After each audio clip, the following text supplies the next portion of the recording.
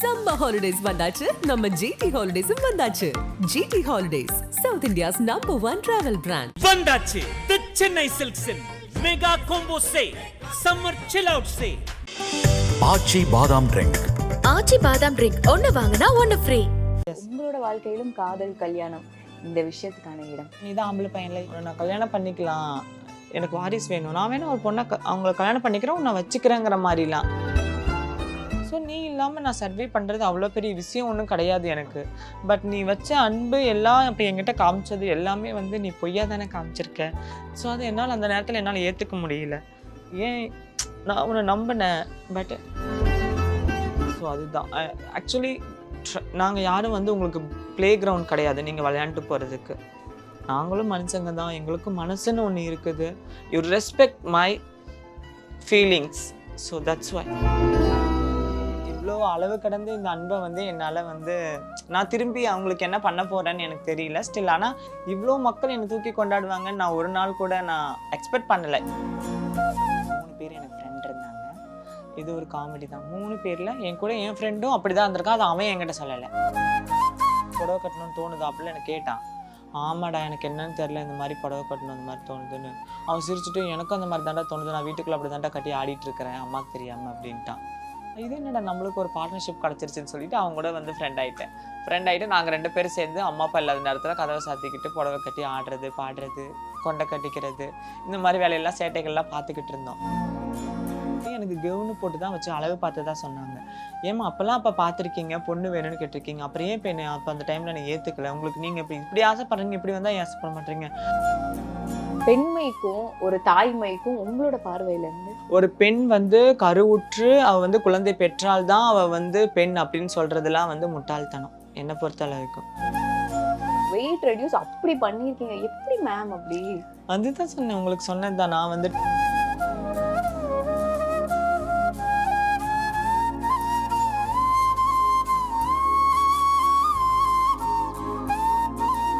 IBC மங்கை நேயர்களுக்கு வணக்கம். we have Anu with us. வணக்கம் மேம். வணக்கம். வணக்கம். எப்படி இருக்கீங்க? நல்லா இருக்கேன். நீங்க எல்லாம் எப்படி இருக்கீங்க? நல்லா இருக்கேன். இன்னைக்கு உங்களை சந்திச்சதுல ரொம்ப சந்தோஷம். எனக்கு ரொம்ப சந்தோஷம் உங்க எல்லாத்தையும் இன்னைக்கு மீட் பண்ணதுல. And first of all congratulations ma'am. Oh my இவ்வளவு God. அழகா ரொம்ப நிறைய லவ் அண்ட் வரவேற்பு, இதை பாக்குறப்போ எங்களுக்குமே சந்தோஷமா இருக்கு. இவ்வளவு அழகா ஒரு பர்சன் வந்து நல்ல அழகா ட்ரெண்ட் ஆயிருக்காங்க அப்படிங்கறத பாக்குறப்போ சாட்டிஸ்ஃபைடா இருக்கு. Yes. அண்ட் உங்களுக்கு எப்படி மேம் இருக்கு? எனக்கும் அதே தான். இவ்வளோ அளவு கடந்து இந்த அன்பை வந்து என்னால் வந்து நான் திரும்பி அவங்களுக்கு என்ன பண்ண போகிறேன்னு எனக்கு தெரியல ஸ்டில். ஆனால் இவ்வளோ மக்கள் என்னை தூக்கி கொண்டாடுவாங்கன்னு நான் ஒரு நாள் கூட நான் எக்ஸ்பெக்ட் பண்ணலை. இது என்னோட அன்எக்ஸ்பெக்டடான இந்த வைரல் வீடியோஸ்ன்னு தான் கண்டிப்பாக சொல்லுவேன். ஒரு வீடியோ வந்து டோட்டலா லைஃபே டிரான்ஸ்ஃபார்மே உங்களுக்கு பண்ணி விட்டுருச்சு. அண்ட் மோர் ஓவர் நான் சொன்ன மாதிரி தான், இன்டர்வியூ வரக்குள்ள நிறைய பேர் வந்துட்டே இருக்காங்க. இந்த ரிசீவ், இந்த லவ், இதெல்லாம் தாண்டி நம்ம வந்து ஆரம்பத்துல ஒரு விஷயம் இருந்திருக்கும். நீங்களே சொல்லியிருக்கீங்க 8th ஸ்டாண்டர்ட் ஒரு அந்த 10th ஸ்டாண்டர்ட்ல நீங்க வந்து ஃபர்ஸ்ட் உணர்ந்தீங்கன்றது. அந்த உணர்வையும் தாண்டி ஒரு விஷயம் இருக்குல்ல, நமக்கு ஒரு விஷயம் ஃபீல் ஆயிடுச்சு, ஆனா இதை நம்ம எப்படிரா இவங்க கிட்ட இருந்து நம்ம மறைக்க போறோம், இதுக்கெல்லாம் என்ன பண்ணீங்க? நான் வந்து அதுதான் சொல்றேன், என்னோட ஃபீலிங்ஸ் வந்து நான் நினைச்சிட்டு இருந்தேன் இது எனக்கு தான் இருக்கு, நான் மட்டும்தான், மற்றவங்கள விட என் கூட இருக்கிற என்னோட பாலினை தவிர ஆண் பெண் தவிர நான் மட்டும் தான் தனியாக வித்தியாசமாக தெரியுறேன்னா, ஏன் எனக்கு மட்டும் இந்த ஆடை மேலே தனிப்பட்ட பிரியம் வருது அப்படிங்கிற மாதிரி இருந்துச்சு. அப்போ யோசிச்சுட்டே இருந்தேன், சரி நம்ம மட்டும்தான் ஒரு மாதிரி இருக்கோம் போல், எப்படி மற்றவங்க கிட்ட அதை போய் எனக்கு கன்வே பண்ணுறதுன்னு அந்த வயசில் தெரியல. அப்போது என்னோட சக கூட்டாளிகளை அந்த நேரத்தில் நான் பார்த்தேன். அப்போ நம்ம மாறுதலாக ஏதோ ஒரு விதத்தில் மாறுதலாக நம்மளுக்கு மனசுக்குள்ளே தோணுது அப்படின்னு நினச்சிட்டு அப்புறம் அவங்க கிட்ட போய் சொன்னேன். அப்போ என் ஃபீலிங் அவங்க புரிஞ்சுக்கிட்டாங்க. ஏன்னா நம்மளை புரிஞ்சுக்கிட்டவங்க கிட்ட நம்ம சொல்றோம், இருந்தாலும் நம்ம வீடு அப்படின்னு வர்றப்ப வந்து அப்பா அம்மா கிட்ட இருந்து இந்த விஷயமா நம்ம மறைக்கிறதுக்கு தான் நிறைய விஷயங்கள் பண்ணுவோம். இல்ல நம்ம இப்படி நடந்துக்க கூடாது. அப்பெல்லாம் நீங்க என்னெல்லாம் பண்ணீங்க? என்னதான் பண்ணேன் அப்படின்னா, அவங்க முன்னாடி அவங்க கொடுக்குற துணி தான் போட்டுக்க முடியும். அவங்க முன்னாடி அவங்க என்ன சொல்றாங்களோ ஹேர் கட், எனக்கு முடி வெட்ட போகும்போதெல்லாம் அழுவேன். நான் சொல்லுவேன், நான் கொஞ்சம் முடி வளர்க்கட்டுமான்னு கேட்டேன். ஏன் நீ ஏன் முடி வளர்க்குற, நீ தான் ஆம்பளை பையன்ல, ஏன் முடி வளர்க்கணும்னு ஆசைப்படுற? சரிம்மா. அப்போ குணால் கட்டிங் வந்து ஃபேமஸாக இருந்துச்சு. அந்த குணா காதல் என்ன படத்துல வர்ற குணா மாதிரி நல்லா அந்த மாதிரி வளர்த்து வெட்டுட்டுமாமா, நல்லா இருக்கும் எனக்கு அப்படின்லாம் சொல்லி நான் ட்ரை பண்ணி பார்த்ததுக்கு மம்மி இல்லை அதெல்லாம் தேவையில்லை, நீ படிக்கிறதுக்கு போறீல, படிப்பை மட்டும் பாரு, எங்களுக்கு தெரியும் சொல்லி கூப்பிட்டு போய் நல்லா அந்த ஆர்மிக்காரங்களுக்கு வெட்டி விடுற மாதிரி வெட்டி விட்டுருவாங்க. வந்தோடனே வீட்டுக்கு வந்தோடனே பார்த்து அழுவேன். ஏன்னா நாங்கள் ஃபர்ஸ்ட் ஆசைப்படுறதே அந்த முடிக்கு தான். முடி எப்பண்டா நல்லா வளரும், நல்லா இதாகும் அப்படின்னு சொல்லி பார்த்தா ஹேருக்கும் வேற இப்படி ஒரு பெரிய டிமாண்ட் பண்ணி வச்சிட்டாங்களே நம்மளை அப்படின்னு சொல்லிட்டு சரி அதுலேயே கொஞ்சம் கொஞ்சமாக அவங்ககிட்ட இருந்து மறைச்சு என்னால் முடியல. சரி நம்ம சொல்லவும் முடியாது. ஒரு அம்மா அப்பா கிட்ட போய் அம்மா நான் இப்படி இருக்கேன்னு சொல்றதுக்கான தைரியம் எனக்கு அந்த நேரத்தில் இல்லை உண்மையாலுமே. ஸோ அதனால வந்துட்டு நான் சொல்ல முடியாமல் ரொம்ப தவிச்சேன். அக்கா தவிக்கிறத தாண்டி நீங்க ஃபர்ஸ்ட் டைம் போய் சொன்ன பர்சன் யாரு? நீங்க நமக்கு கூட ஃப்ரெண்ட்ஸ் இருப்பாங்க, நம்ம கிட்ட நிறைய பேர் என்னோட சக மாணவன் என் கூடயே வந்து படிச்ச ஒரு தோழன் ஒருத்தர் இருந்தாங்க. ஒரு 3 பேர் எனக்கு ஃப்ரெண்ட் இருந்தாங்க. இது ஒரு காமெடி தான். 3 பேர்ல என் கூட என் ஃப்ரெண்டும் அப்படிதான் இருந்திருக்கான். அது அவன் என்கிட்ட சொல்லலை. இன்னொருத்தன் மட்டும்தான் சென்டர் கண்ட்ரோலா இருக்கிற பையன் தான். இன்னொருத்தனும் அவனு என்ன மாதிரி தான் என்கிட்ட சொல்லவே இல்லை கடைசி வரைக்கும். அப்போ உட்காந்துருக்கும் போது நான் இந்த மாதிரிலாம் எனக்கு இருக்குது, எனக்கு என்னன்னு தெரில அப்படின்னு அவங்ககிட்ட சொல்லிட்டு இருக்கும்போது அதெல்லாம் ஒன்றும் இல்லைடா நீ பயப்படாத மச்சான், அதெல்லாம் பார்த்துக்கலாம், அப்படி இல்லை இப்படி இல்லை, இதெல்லாம் ஒரு இதுதான் வயசு அப்படி சரியாயிரும் அப்படிலாம் அவன் எனக்கு இது சொல்லிட்டு இருந்தான். இன்னொருத்தன் வந்து ஒன்றுமே சொல்லலை, அமைதியாக தான் இருந்தான். அப்புறம் ஒருத்தரம் நானும் அவனும் அவங்க வீட்டுக்கு போயிருந்தோம். அம்மா இல்லைன்னு சொல்லிட்டு நம்ம ஏதாவது எங்கேயாச்சும் வெளியில் போகலான்னு சொல்லிட்டு அவங்க வீட்டுக்குள்ளே போயிருந்தோம். அப்போ என்கிட்ட ஒன்று சொன்னால் நீ என்ன சொல்கிற, இந்த மாதிரிலாம் உனக்கு தோணுதா, உனக்கு இந்த மாதிரிலாம் புடவை கட்டணும்னு தோணுதா அப்படின்னு எனக்கு கேட்டான். ஆமாடா எனக்கு என்னன்னு தெரில, இந்த மாதிரி புடவை கட்டணும் அந்த மாதிரி தோணுதுன்னு. அவன் சிரிச்சுட்டு எனக்கும் அந்த மாதிரி தாண்டா தோணுது, நான் வீட்டுக்குள்ள அப்படி தாண்டா கட்டி ஆடிட்டு இருக்கிறேன் அம்மாவுக்கு தெரியாமல் அப்படின்ட்டான். இது என்னடா நம்மளுக்கு ஒரு பார்ட்னர்ஷிப் கிடச்சிருச்சுன்னு சொல்லிட்டு அவங்க கூட வந்து ஃப்ரெண்ட் ஆகிட்டு நாங்கள் 2 பேரும் சேர்ந்து அம்மா அப்பா இல்லாத நேரத்தில் கதவை சாத்திக்கிட்டு புடவை கட்டி ஆடுறது பாடுறது கொண்டை கட்டிக்கிறது இந்த மாதிரி வேலையெல்லாம் சேட்டைகள்லாம் பார்த்துக்கிட்டு இருந்தோம். அப்போ இருந்துட்டு நான் ஓடி வரும்போது என் கூட அவனும் சேர்ந்து தான் ஓடி வந்துட்டான். இன்னைக்கு அவனும் நானும் இன்னைக்கு வரைக்கும் ஃப்ரெண்டாக இருக்கோம். இப்போ வரைக்கும் நீங்க சொன்னீங்கல்ல, நான் வந்து என் தோழன் கூட வந்து இப்போ தோழி கூட வந்து நான் வந்து சின்ன வயசுல அவன்கிட்ட தான் ஃபர்ஸ்ட் நான் ரிவீல் பண்ணேன். அவங்க கூட தான் நான் வந்து சாரி கட்டி நாங்க ஆடுவோம். அப்படிங்கிறப்போ அந்த இடம் கூட நான் யூசுவலா சாரியை விட நம்ம வந்து ஷால் இருக்கும்ல, நீங்களும் அது கண்டிப்பா ஷால் தான் எடுத்து அதுல இருந்து இப்ப நம்ம மாறி நம்ம என்னவா இருக்கணும்னு ஆசைப்படுறோமோ அதெல்லாம் நம்ம இருக்கோம்ல. நமக்கோடது வந்து நீ பொண்ணுதான் அப்படிங்கிறது. இதுக்கு அந்த நேரத்துல ஸ்ட்ராங்கா எனக்கு சப்போர்ட் பண்ணது என் ஃப்ரெண்டு தான். அவ இப்ப வந்து அவ பேரு ரேணு. ஓகேங்களா, இப்ப ரேணுன்னு வச்சிருக்கா. என் கூட தான் டிராவல் பண்ணி நான் ஓடி வரும்போது தான் அவளும் என் கூட வந்தா. என் கூட தான் வந்துட்டான். அப்பதான் நாங்க போய் இறங்கணும் உள்ள. அவ ஒரு இடத்துக்கு போயிட்டா, நான் ஒரு இடத்துல போயிட்டோம். அந்த மாதிரி ஆயிடுச்சு சுச்சுவேஷன். அவ ஒரு இடத்துல இருந்தா, நான் ஒரு இடத்துல இருந்தேன். ஆனா ஒரு 2-3 பேக் இயர்ஸ் அப்புறமாட்டி நாங்க மீட் பண்ணிக்கிட்டோம். அப்புறம் இருந்து என் கூடயே தான் இருந்தா. இப்போ அவ அவங்க சொந்த ஊர்ல இருக்கா.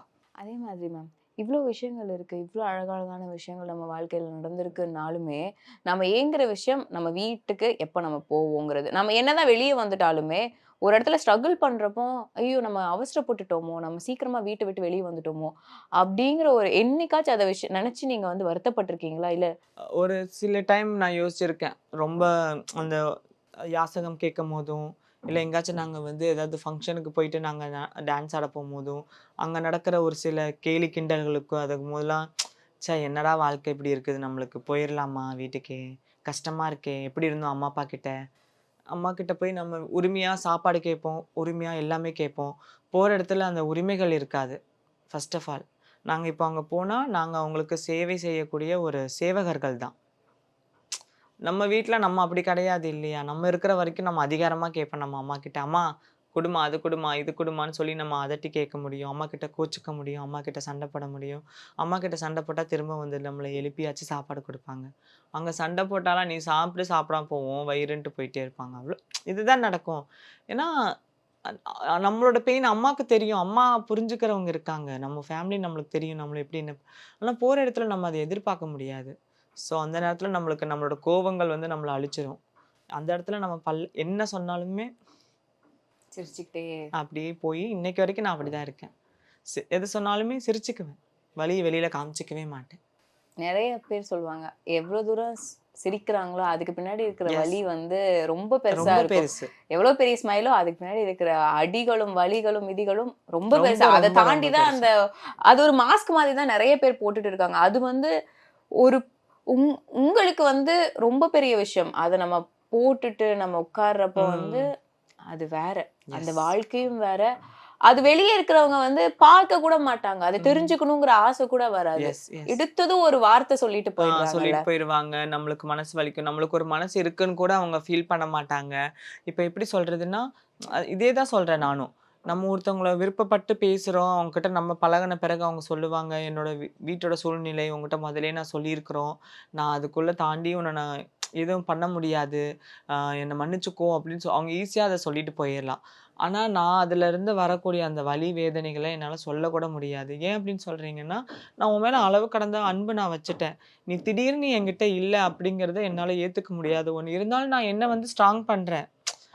எனக்கு என்னால் முடியும், நான் சர்வே பண்ண முடியும் இந்த உலகத்தில் என்னால். நீ இல்லாமே வாழ்ந்துருவேன். ஏன்னா நான் அம்மா அப்பா வேணான்னு சொல்லி தான் நான் இதுக்குள்ளே வந்தேன். ஸோ நீ இல்லாமல் நான் சர்வே பண்ணுறது அவ்வளோ பெரிய விஷயம் ஒன்றும் கிடையாது எனக்கு. பட் நீ வச்ச அன்பு எல்லாம் இப்போ என்கிட்ட காமிச்சது எல்லாமே வந்து நீ பொய்யா தானே காமிச்சிருக்க. ஸோ அது என்னால் அந்த நேரத்தில் என்னால் ஏற்றுக்க முடியல. ஏன் நான் உன்னை நம்பினேன், பட் நீ வந்து உங்கள் ஃபேமிலிக்காக நீ வந்து இது பண்ணிட்ட. Still okay fine. ஆனால் சொல்லியிருக்கலாம் ஃபஸ்ட்டில் இருந்தே. நான் கரெக்டான கண்ட்ரோலில் நீயும் இருந்திருக்கலாம், நானும் இருந்திருக்கலாம். ஸோ அது அன்பை வச்சு ஏமாத்துறது, அன்பை வச்சு ப்ளே பண்ணுறது. ஸோ அதுதான் ஆக்சுவலி நாங்கள் யாரும் வந்து உங்களுக்கு ப்ளே கிரவுண்ட் கிடையாது நீங்கள் விளையாண்டு போகிறதுக்கு. நாங்களும் மனுஷங்க தான், எங்களுக்கும் மனசுன்னு ஒன்று இருக்குது. You respect my feelings. So that's why. அதே விஷயங்கள் எனக்கு ரொம்ப தோன்ற விஷயம் இந்த விஷயம் உங்களுக்கு தோணியிருக்கான்னு எனக்கு தெரியல. நம்ம ஊர்களில் வந்துட்டு என்ன ஆண் பிள்ளை பிறந்திருந்தாலும் ஒரு வாட்டியாச்சும் அவங்களுக்கு வந்து ஒரு பொண்ணு மாதிரி ட்ரெஸ் பண்ணி பூ வச்சு பொட்டு வச்சு கொலுசு போட்டு எல்லாமே பண்ணி போட்டோ எடுக்கும் இந்த சமூகம். ஆனா அதே பொண்ணு எனக்கு பொண்ணு மாதிரி ஒரு உணர்வு இருக்குன்னு சொல்றப்போ அதை ஏத்துக்க ரொம்பவே மறுக்கிறாங்க. அதை என்னைக்காச்சும் இதை நம்ம கேட்கணும் அப்படின்னு தோணி இருக்கா அவங்களுக்கு? அதான் நான் சொல்றேன், என்னையும் அதே தான் பண்ணணுன்னு சொன்னாங்க மம்மி. அம்மாவுக்கு 2 பசங்க. எனக்கு முன்னாடி ஒரு அண்ணன் இறந்துட்டாரு. எனக்கு அடுத்து ஒரு தம்பிங்கிறனால நான் ரொம்ப அப்பமே கொஞ்சம் நல்லா முடியலாம் சுருட்ட முடியா வச்சு நல்லா இருப்பேன்னு சொல்லிட்டு எனக்கு கவுனு போட்டு தான் வச்சு அழகு பார்த்ததா சொன்னாங்க. ஏமா அப்போ பார்த்துருக்கீங்க, பொண்ணு வேணும்னு கேட்டிருக்கீங்க, அப்புறம் ஏன் இப்போ அப்போ அந்த டைமில் நான் ஏற்றுக்கல, உங்களுக்கு நீங்கள் இப்படி ஆசைப்படுறீங்க, இப்படி வந்தால் ஏன் ஆசைப்பட மாட்டீங்க. அதை நாங்கள் அழகு பண்ணி பார்க்கறது தான் குழந்தைங்கள. அதுக்குன்னு வந்துட்டு நாங்கள் ஜெண்டரை மாற்ற சொல்லலை. உன்னை இப்படியே மாறணுங்கிறது வந்து தப்பு இல்லை அப்படிலாம் அது இப்படின்னு எதுவும் சொன்னாங்க. சரி, அவங்கள நம்ம புரிய வைக்க முடியாது, அந்த புரிதல் இல்லாதவங்க கிட்ட நம்ம பேசவும் முடியாது. ஆனால் இன்னைக்கு எவ்வளவோ பேரண்ட்ஸ் அவங்க குழந்தைங்களை அவங்களே வந்து வெளியில் போகாமல் நீ இப்படி இருக்கியான்னு உன் ஃபீலிங்ஸை புரிஞ்சுக்கிட்டு வச்சுக்கிற அந்த அழகான தாய் தந்தைகள் கிடைச்சிருக்காங்க. அவங்களுக்கு எல்லாத்துக்குமே இந்த டைமில் நான் கண்டிப்பாக நன்றிகள் சொல்கிறேன். உங்களோட வீடியோஸுமே பார்த்தோம், பழைய வீடியோஸ் பார்க்குறப்போ வந்து பயங்கரமான டிராஸ்டிக் சேஞ்ச் உங்ககிட்ட இருக்கு. வெயிட் ரெடியூஸ் அப்படி பண்ணியிருக்கீங்க, எப்படி மேம் அப்படி? அதுதான் சொன்னேன், உங்களுக்கு சொன்னது தான். நான் வந்துட்டு இந்த டயட்டு ஜிம்மு அதெல்லாம் ட்ரை பண்ணி பார்த்து நான் நிறைய தோல்வி அடைஞ்சிட்டேன் அதில். சரி, அதுக்கப்புறம் என்ன பண்ணலாம் அப்படின்னு யோசிச்சுட்டு இருக்கும் போது என்னோட சகா இதே மாதிரி தான் திருநங்கைகள் பண்ணியிருக்கிறாங்க நிறைய பேர். ஸோ அவங்க எனக்கு சஜஸ்ட் பண்ணது தான். ஆனால் இது ரொம்ப கஷ்டமாக இருக்கும், நீ இதை ஸ்ட்ரகிள் பண்ணுறது ரொம்ப கஷ்டம், ஓகேவான்னு. எவ்வளவோ ஸ்ட்ரகிள் பண்ணியாச்சு, இதெல்லாம் பெரிய விஷயமே கிடையாது, பண்ணிக்கலாம் அப்படின்னு சொன்னேன். சரின்னு சொல்லி எனக்கு டாக்டர் நம்பர் கொடுத்து சஜஸ்ட் பண்ணாங்க. நான் டாக்டரை கன்சல்ட் பண்ணேன் ஒரு நாள் ஃபுல்லும். 1 வீக் அவர்கிட்ட கன்சல்ட் பண்ண பிறகு தான் நான் கேஸ்ட்ரிக் பைபாஸ் சர்ஜரின்னு ஒரு அறுவை சிகிச்சை பண்ணி உடம்பு குறைச்சேன். ஏன்னா நிறைய பேர் இப்போ வந்து டயட் அப்படின்னு போறப்போ நமக்கு அது கொஞ்சம் கஷ்டமா இருக்கு, ஸ்ட்ரகிள்னு வரப்போ ஓகே நம்ம ஒரு குறுக்கு வழி சீக்கிரமா இருக்கு அப்படிங்கிற இன்னைக்கு மக்கள் வந்து நம்ம எதை தேடி போறோம், ரொம்ப கஷ்டமான கடினமான செயலை எதுவுமே தேடுறதே கிடையாது. எது ஈஸியா இருக்கோ, எந்த மெத்தட் ஈஸியா இருக்கோ அதை தேடி தான் நம்ம ஓடிட்டு இருக்கோம். சோ அதை பார்த்து நானும் ஓடிட்டேன். இருந்தாலும் நம்ம வந்து இது டேஞ்சர், இது ஒரு ஆபத்தான ஒரு விஷயம். எப்போ எது டேர்ன் ஆகும்னு சொல்ல முடியாது. அதையும் நம்பி நம்ம வந்து நம்ம மொத்த இதையும் வாழ்க்கையும் நம்ம அங்கதான் வச்சிருக்கோம். அப்படிங்கிறப்போ அதை நம்பி நம்ம பண்றதுங்கிறது ரொம்ப கஷ்டமான விஷயம். இதுல வந்து இன்னொரு விஷயம் இருக்கு. இப்போ வந்து திருநங்கைகள் வந்து நிறைய இடங்கள்ல வந்து ஒரு போலீஸ் அதிகாரியாவோ ஒரு ஜட்ஜ் நிறைய பேர் வந்துட்டு இருக்காங்க. போலீஸ் ஃப்ரெண்ட் வச்சிருக்கேன். ஸோ இந்த மாதிரி நிறைய பேர் இருக்காங்க. ஆனாலுமே இன்னும் நிறைய பேர் ஒரு சோஷியல் மீடியா பிளாட்ஃபார்மை வந்து இன்னும் அவங்க இப்படிதான் அப்படிங்கிறத காட்டுற மாதிரி யூஸ் பண்றாங்கல்ல. அதே ஒரு பெண்ல எப்படி நல்லவங்க கெட்டவங்க, ஆண்ல நல்லவங்க கெட்டவங்க இருக்காங்க, அதே மாதிரிதான் இதுலயும் இருக்காங்க. இவங்களுக்குலயுமே ஒரு பக்கம் எவ்வளவு சாதனை செஞ்சு நமக்கு எல்லா பேரியர்ஸையும் உடைச்சு மேல வர்றவங்களும் இருக்காங்க. இன்னும் நாங்க இப்படிதான் இருப்போம்னு சொல்லிட்டு அந்த கட்டமைப்புக்குள்ளேயே உட்கார்றவங்க இருக்காங்க. இவங்களுக்கு நீங்க என்ன சொல்ல விரும்புறீங்க? நான் அதுதான் சொல்றேன், வந்துட்டு பீப்புள்ஸ் ஆர் டிஃப்ரெண்ட். எல்லாருமே ஒரு தனித்தனி ஒரு இதை சொல்லிதான் பண்றாங்க. ஒவ்வொருத்தவங்க பப்ளிசிட்டி ஆகணும் அப்படிங்கிறதுக்காகவே வந்து ஒரு சில வீடியோஸ் பண்றாங்க, ஒரு சில ரீல்ஸ் பண்றாங்க. ஸோ அந்த மாதிரி இருக்கிறவங்கள எனக்கு எனக்கு அதில் நாட்டம் கிடையாது. நான் வந்து எங்கள் ஆளுங்களுக்கு சொல்கிறது அதே தான். நீங்கள் வந்து நம்மளை வந்து இப்போ வரைக்கும் இப்போ நான் நல்ல உடை அணிஞ்சு, நான் நல்ல நாகரீகமாக ஆடைகள் அணிஞ்சு நான் என்ன பண்ணினாலுமே அவங்க பார்க்குற ஒரே கண்ணோட்டம் நான் வந்து டிரான்ஸ்ஜெண்டர், நான் வந்து ஏதாவது தப்பான தொழில் செய்வேன், இவங்க இப்படி தான் இருப்பாங்கன்னு சொல்லிட்டு அவங்க ஒரு ஸ்டாம்ப் குத்திட்டாங்க, இதுதான் நீ அப்படின்னு சொல்லிட்டு அவங்களே ஒரு முத்திரை என்னை பதிச்சு வச்சுட்டாங்க. ஸோ மாற்றவே முடியாது. ஆனால் பெண்கள் ஆண்கள் இந்த மாதிரி ஏதாவது பண்ணாங்கன்னா அந்த குறிப்பிட்ட பெண்களை மட்டும்தான் ட்ரோல் பண்ணுறாங்க. இப்போ ஒரு பொண்ணு வந்து எவ்வளவோ பேர் வச்சிங்கன்னா பாருங்க, அடைமொழி வச்சு எவ்வளவோ ரீல்ஸில் வர்ற பெண்கள் இருக்கிறாங்க. அக்காங்க இருக்காங்க இல்லையா, அவங்களெல்லாம் பாருங்க அந்தந்த இவங்களுக்கு தான் கேட்டகரியில் பிரிச்சிடுறாங்க. அதே மாதிரி நல்ல பொண்ணு பண்ணால் அந்த பொண்ணுக்கு பாராட்டுகளும், ஏய் பாரு இப்படிதான் இருக்கணும், இதை பார்த்து கற்றுக்கும். நாங்கள் பண்ணிட்டோன்னு வச்சுக்கோங்களேன், ஆமாம்மா இவங்களோட ஒழுக்கம்லாம் எங்களுக்கு தெரியாதா அப்படி சொல்லிட்டு எங்களை வேற மாதிரியான கமெண்ட்ஸ் பண்ணுறது. இன்றைக்கும் மக்கள் மத்தியில் அது இருக்குது, அது மாறணும். காலம் தான் பதில் சொல்ல முடியும். மாற்றம் வந்துட்டு தான் இருக்கு. ஃபர்ஸ்ட் பார்த்ததுக்கு ஃபர்ஸ்ட் பயந்து ஒதுங்குவாங்க. இவங்களுக்கு இந்த ஒரு கம்யூனிட்டிக்குன்னு பட்டப்பேர்கள் நிறைய வச்சிருந்தாங்க. அது வந்து நாகரிகமாவும் இல்ல. அது மாறி வர்றப்போ இப்ப நிறைய இடத்துல வரவேற்பு வர்றப்போ கூட ஒரு 10 பேர் பண்ற விஷயம் மத்த சக மனிதர்களையும் சேர்த்து கீழே இழுக்கிற மாதிரி இருக்குல்ல. ஆமா. அந்த ஒரு பார்வை, அது உங்க பார்வையில எப்படி இருக்கு? அதான் சொல்றேன், யாரோ ஒருத்தவங்க பண்றாங்கன்னு சொல்லிட்டு எங்க எல்லாத்துக்குமே அதுதான் சொல்றாங்க. அதுதான் எனக்கு ரொம்ப கஷ்டமா இருக்கு. நான் என்ன சொல்றேன்னா, எங்களோட சக திருநங்கைகளும் வந்து மாற்றம் அடையணும். பட் ஃபர்ஸ்ட் இப்போ இருக்கிற ஜென்ரேஷன்ல மாறிட்டு வராங்க. எனக்கு தெரிஞ்சு எவ்வளவோ பேர் சேஞ்ச் ஆயிட்டாங்க. நீங்க சொல்ற மாதிரி போலீஸா, டாக்டரா, வக்கீலா, உயர்நீதிமன்றத்துல, ஹைகோர்ட்ல எல்லா இடத்துலயும் எங்க ஆளுங்க இன்னைக்கு கால் பதிச்சுட்டு தான் இருக்காங்க. சத்துணவு கூடங்களில் கூட, உணவுத்துறையில கூட, பாதுகாப்பு துறையில கூட எங்க ஆளுங்களை நியமிச்சுட்டாங்க, கவுன்சிலர் ஆயிட்டாங்க. ஒரு நாள் கண்டிப்பா எங்களோட மாற்றம் மாறும்னு நினைச்சிட்டு இருக்கேன். அன்னைக்கு யாரும் பேச முடியாத அளவுக்கு நாங்க வளர்ந்து நிற்போம். கண்டிப்பா அந்த மாற்றம் வந்து ரொம்ப தூரத்துல இல்ல நான் பாக்குறேன். நிறைய விஷயங்கள் நம்ம பாத்துறோம், நிறைய பேர் வளர்ந்து வர்றதை பாக்குறப்போ இவங்களுக்கான மாற்றம் ரொம்ப பக்கத்துல இருக்கு, சீக்கிரமா கிடைச்சிரும் அப்படிங்கிற ஒரு நம்பிக்கை எல்லாருக்குமே இருக்கு. இந்த நம்பிக்கையோட இன்னொரு விஷயம் வந்து எல்லாருக்குமே ஒரு உணர்வு இருக்கு, காதல் கல்யாணம் அப்படிங்கிற ஒரு உணர்வு. அதேதான் உங்களுக்கும் இருக்கு. உங்களோட வாழ்க்கையிலும் காதல் கல்யாணம் இந்த விஷயத்துக்கான இடம் இப்போ ஒன்று சொல்லட்டுங்களா, லவ் அப்படின்னா எல்லாத்துக்குமே வர்றது. ஒரு விலங்கினத்துல இருந்து ஸ்டார்ட் பண்றது கூட ஒரு சின்ன லவ்ல இருந்து தான் உங்களுக்கு ஸ்டார்ட் ஆகும் போது, நானும் ஒரு கை கால் படைத்த ஒரு மனுஷி தான். எனக்கு ஒரு லவ் அப்படிங்கிறது இருக்கும். நான் என்னதான் வந்து மாறுபட்டாலும் மனசுங்கிறது ஒன்று, அதுல எனக்கு லவ் அப்படிங்கிற அந்த ஒரு இது இருந்துச்சு. அப்போது நான் லவ் பண்ணேன், விரும்பினேன், ரொம்ப லவ் பண்ணிட்டு இருந்தேன். ஸோ எங்கள் 2 பேர்த்துக்குமே ஒரு சின்ன மிஸ் அண்டர்ஸ்டாண்டிங், 2 பேர்த்துக்குமே. ஸோ அதில் எங்கள் 2 பேர்த்துக்குமே வந்து அந்த கான்வர்சேஷன் ஒத்து போகலை.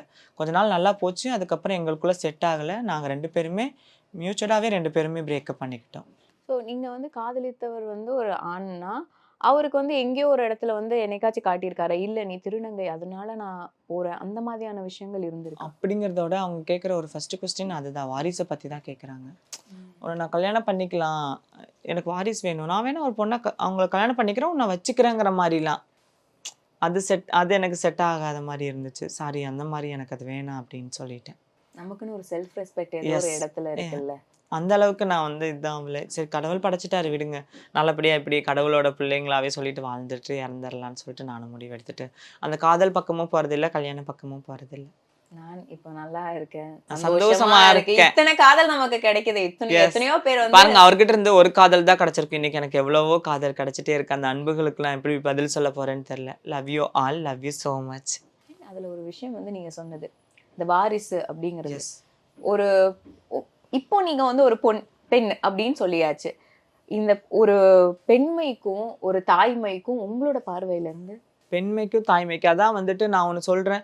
ஒரு பெண் வந்து கருவுற்று அவள் வந்து குழந்தை பெற்றால்தான் அவள் வந்து பெண் அப்படின்னு சொல்கிறதுலாம் வந்து முட்டாள்தனம் என்னை பொறுத்தளவுக்கும். ஒரு பெண் தான், என்றைக்குமே ஒரு பெண் தான்.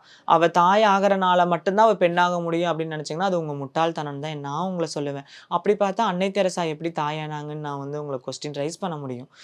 அவங்க குழந்தை பெற்றனால தான் அவங்கள அம்மான்னு நீங்கள் கூப்பிடுறீங்களா? இல்லை, அம்மா தான், பெண் தான். ஸோ வந்துட்டு பெண்ணையும் ஒரு குழந்தை பெற்கிறனால அவங்க வந்து நீ வந்து குழந்தை பெற்றுக்க முடியுமா, அதனால நீ வந்து பொண்ணாயிட முடியுமா? அதெல்லாம் இல்லை. பெண் அன்பு காட்டுறனாவே, ஒரு ஆண்மகன் உனக்கு அன்பு காட்டுறானாவே அவனும் உனக்கு ஒரு தாய் தான் அப்படின்னு நினைச்சுக்கோங்கன்னு தான் நான் சொல்றேன்.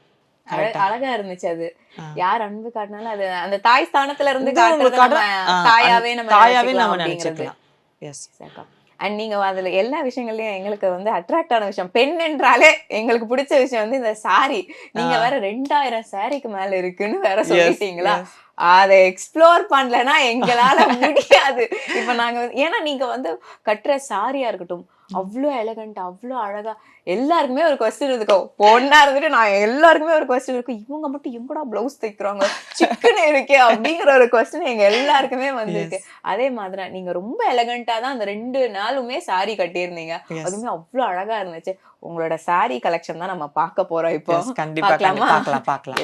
ஏதாச்சும் ஒரு இடத்துக்கு போகணும் அப்படின்னா ஃபர்ஸ்ட் எடுத்தோன்னே பிளாக் எடுத்துருவேன். ஏன்னா பிளாக் எல்லாத்துக்குமே பிளாக்னா உயிர். அந்த இதில் வந்து எனக்கு பிளாக் ரொம்ப பிடிக்கும். இது எனக்கு ரொம்ப பிடிச்ச சாரி, பிளாக் சாரியும். ஸோ இது வந்து எனக்கு ரொம்ப பிடிக்கும். அவங்க வந்து பங்காளி, மலேசியால இருந்து sorry, Bengal, Malaysia, all over உங்ககிட்ட ஒரு கலெக்ஷன் இருக்கு. எஸ், இது வந்து நயன்தாரா மேம் வந்து ரெட் புடவைங்க சார். இது எங்கள் அம்மா எனக்கு கொடுத்த முதல் சாரி, ஃபர்ஸ்ட் சாரி. எனக்கு ரொம்ப பிடிச்ச சாரின்னே சொல்லலாம். சம்மர் ஹாலிடேஸ் வந்தாச்சு, நம்ம ஜிடி ஹாலிடேஸும் வந்தாச்சு. GT holidays, south India's number 1 travel brand. வந்தாச்சு தி சென்னை சில்க்ஸின் mega combo say summer chill out say. Aachi badam drink. ஆச்சி பாதாம் ட்ரிங்க் ஒன்னு வாங்கினா ஒன்னு ஃப்ரீ.